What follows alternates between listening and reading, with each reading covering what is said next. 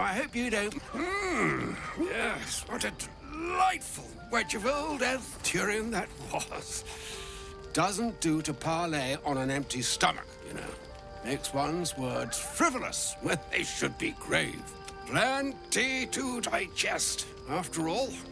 A good deal to stew over, if you will. Words ladled with import should be savored so as to better... Elminster. Right.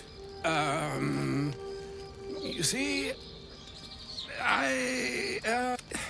Gale, my boy, I've come to address a most pressing matter. I'll speak as plainly as I can, forswearing the accustomed frills that decorate my speech. I'm here on behalf of Mystra. The message and the charge I bring you are hers.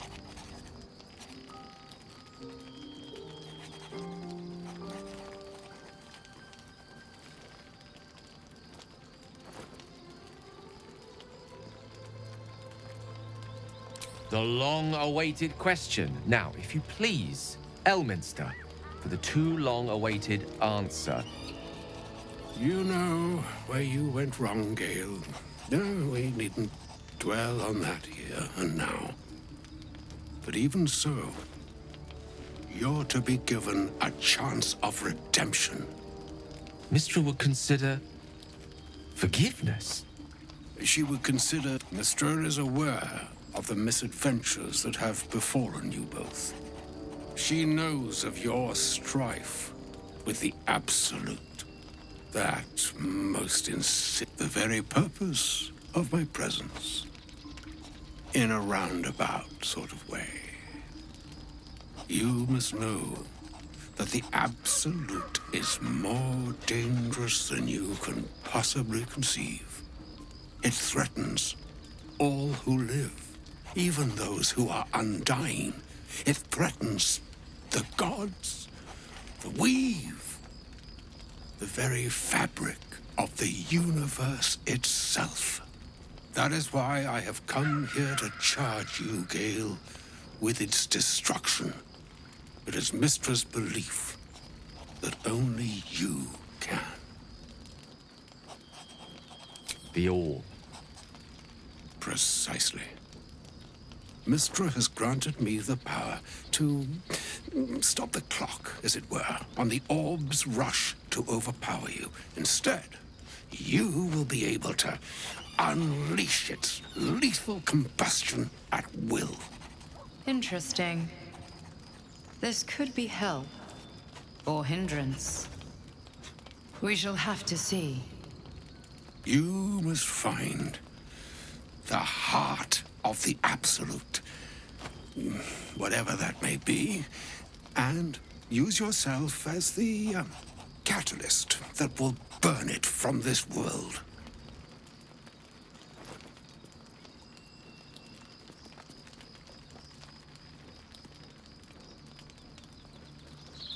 No, indeed. But I think she trusts me to. It brings me no pleasure saying this, my friend. But such is Mystra's will. Yours must be the sacrifice that will undo the Absolute. And for your sacrifice, you will be redeemed. Such is Mystra's promise. With that, I've said my sorry piece, and need only bestow unto thee the charm I was bid.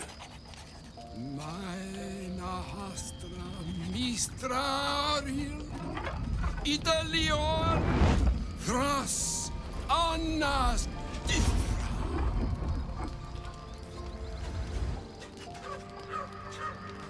It is done. Both charge and charm have been committed into your care. To you, I commit into care Gale himself. I count on you to shepherd him well on this strangest of journeys.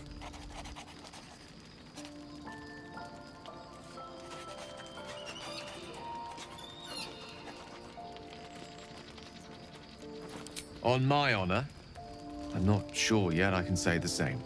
Like moons make swell and wane the nescient seas, so too the sky-strewn gods ordain the tidal fates of mortal days.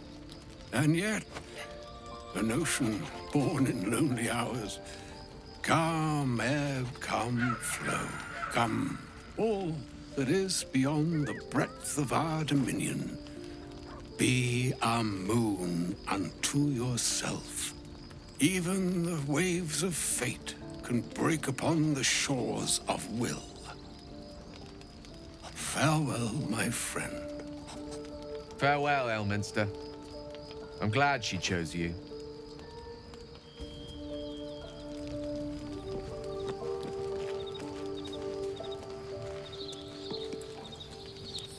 Always makes my day better.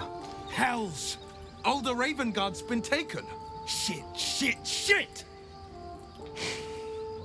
You need to understand.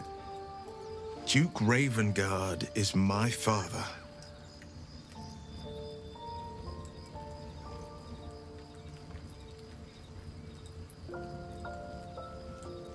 Because our relation was no matter of pride, not least for him. I was close to him once, until he disowned me and cast me out of Baldur's Gate. But my heart still aches to think he's been taken by these cultists. That name, Gortash. I know of him. A so-called military advisor to the Baldur's Gate elite. A weapons dealer, in cruder terms. We must rescue Father from Moonrise. He is a powerful man, the most beloved duke in Baldur's Gate. Should the absolute cultists infect him, there's no telling the damage he might do when he's returned to the city.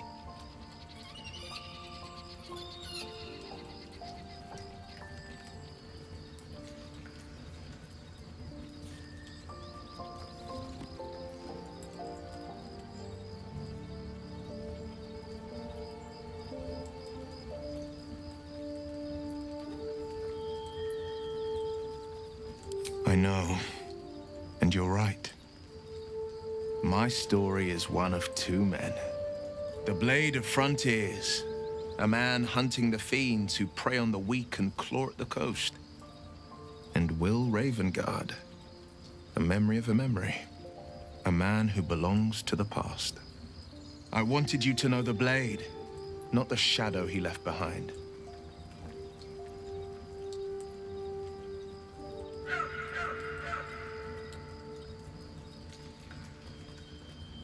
Not so enchanting as you'd think. The Portiers, the Caldwells, they were the blue bloods hosting the fancy balls and drinking from gold goblets. Father's the son of a blacksmith, born with barely a coin in the coffers. He made a name for himself among the Flaming Fist, brave as Baldur and stubborn as a deep Rothay, daring, outspoken, but hardly posh. I spent more time dueling with Father than I did rubbing elbows with lords. Not to say I didn't develop a taste for good wine and the talent for courtly dance.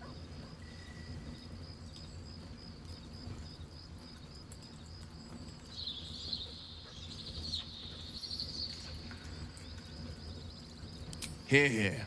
Though, truth be told, I'd sooner down a week-old hooch at a ramshackle inn. Better company, and a better buzz.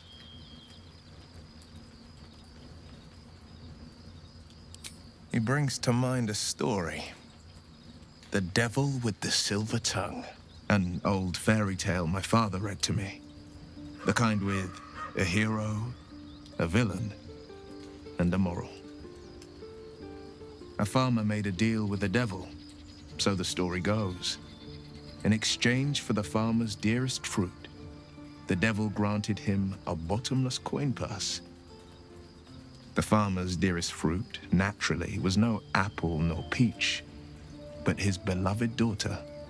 We can learn a lot from fairy tales, don't you think?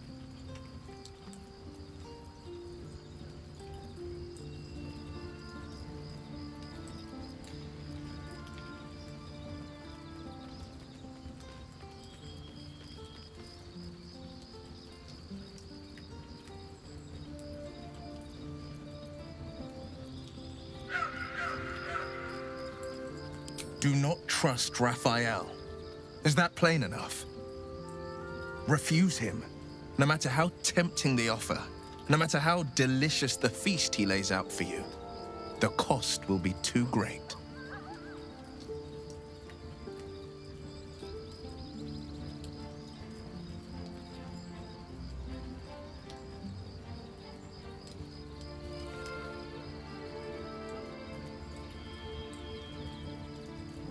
Take a single step towards him, and he'll dog you the whole journey. You might think you'd give up, but the devil won't take just anything. He'll take everything.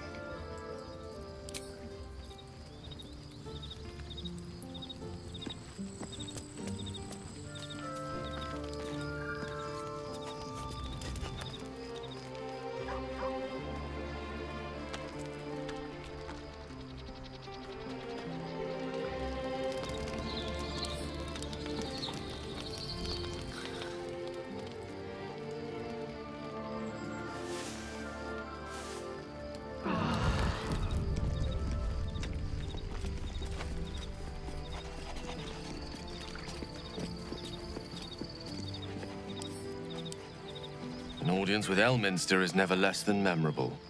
I'd have hoped to introduce you to him in less dire circumstances. But those are hard to come by these days.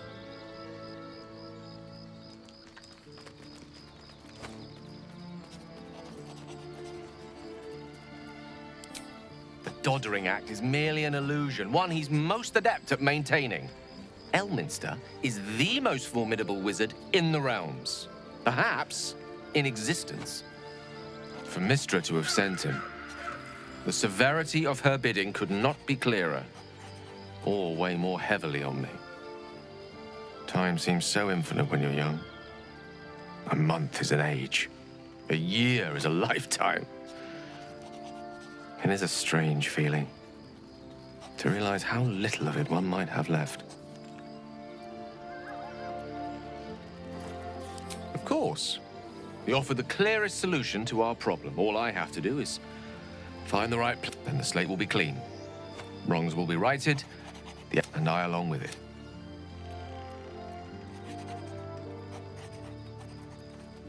I've no doubt she has the power to do so, but as for the permission, Ao would not look kindly on her meddling in mortal affairs. Divine intervention has a tendency to make things worse. As for Elminster, he's saved the realms more times than legend can recount. But to take on a god is no easy feat, even for him. My orb is the best chance we have. And only I can wield it.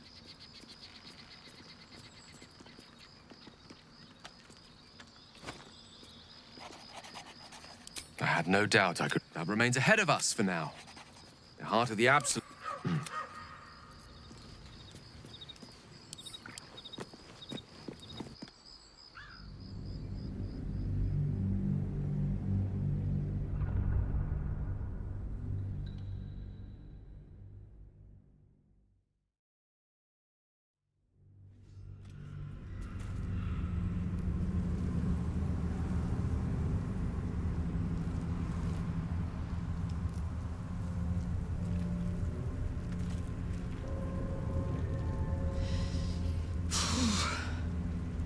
This place is dark beyond dark. You feel it too, right? I'm sticking to light wherever I can find it.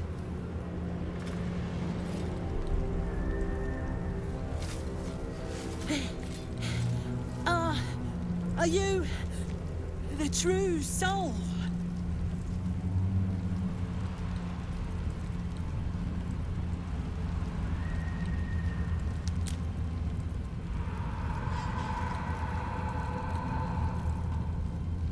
I'll take that as a yes. Listen up.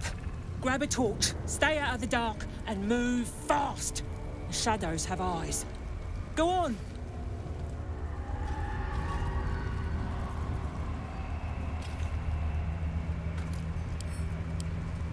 There's something I want to talk to you about. Something important. I could have died in that pod, back on the Nautiloid. You could have died, spending precious moments trying to free me, but you did it anyway. I owe you my life. Twice over, in fact. You supported me against Lae'zel. I may not have survived that night without you. I'm trying to say that you've earned my trust in a way very few ever have. I want that to mean something. I want you to know more about me, at least from what I can remember. As long as I've prayed to Lady Shah, I've wished to serve her as a Dark Justiciar. There is scarcely a greater way to fully dedicate yourself to Lady Shah, save perhaps if you become the head of her church. To become a Dark Justiciar is to become the Night Singer's sword arm, her implement with which she will cast down the unbelievers. It's all I ever wanted. But Mother forbid me from seeking to prove myself worthy of the rank. Not my... Sometimes I wonder if she would ever deem me ready. I owe her everything, and I only wish to serve, yet she can prove... I don't know. Perhaps if I succeed in my mission and reach Baldur's Gate... Hope has little place amongst Lady Shah's children. It's an illusion, a distraction. But for this, I hope my time will yet come.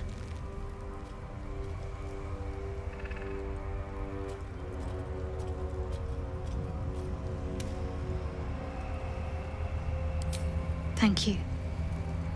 I had a feeling you'd be understanding.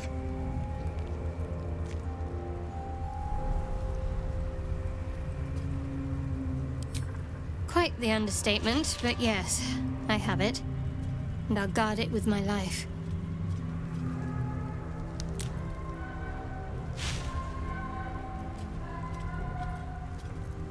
I was part of a group sent by my cloister.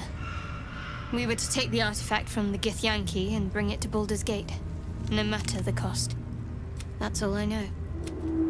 That's all I need to know.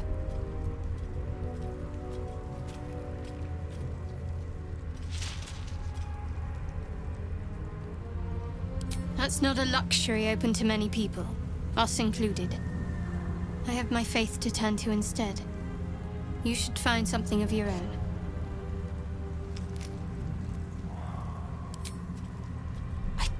Shah's secrets must be protected. Duty demands it. The wound on my hand. It never quite heals. And sometimes it causes terrible pain to rip through me. It's my burden, though, from Lady Shah. You already know my biggest secrets. What more can you ask?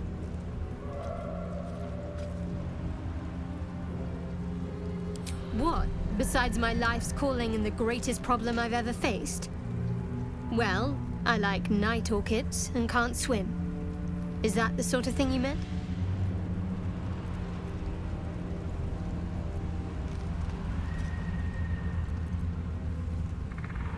It's a deal. No, I can't. Quite literally, I mean. With my memories suppressed, if I manage to return to Baldur's Gate and fulfill Shah's mission, then my memories will be restored.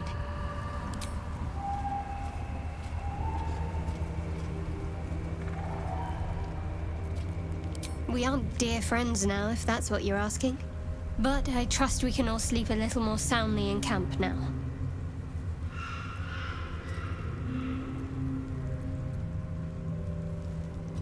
You have an interesting definition of friendly, but yes.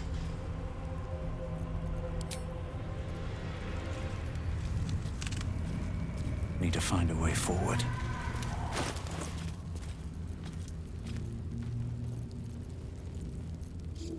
Wits and blades always sharp.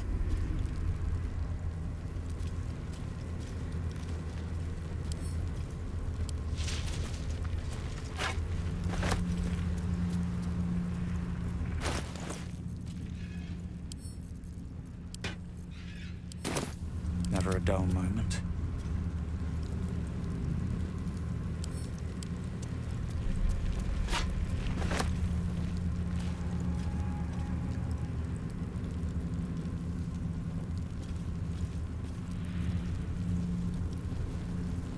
much!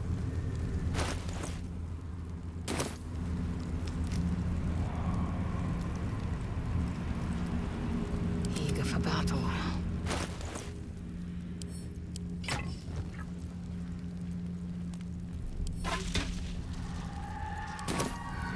What to do?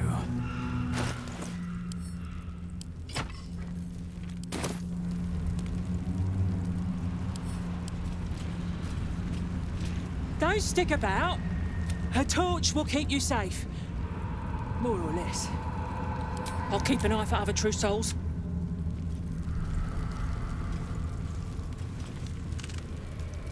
Another step forward.